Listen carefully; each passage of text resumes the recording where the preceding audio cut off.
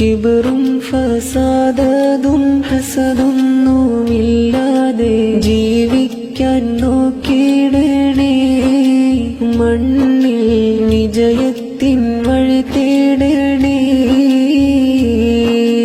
മാറുന്ന മനുഷ്യന്റെ കോലത്തിനൊത്തിട്ട് മാറാൻ ശ്രമിച്ചിടല്ലേ. അത് നമ്മെ നാശത്തിലാക്കുമിന്നേ. പലമാതിരി മോഹങ്ങളിൽ ലോകം മാറിയിടുമ്പോൾ അതിലൊന്നും ചേർന്നിടല്ലേ. അത് നമ്മെ കഥനത്തിലാഴ്ത്തുമിന്നേ.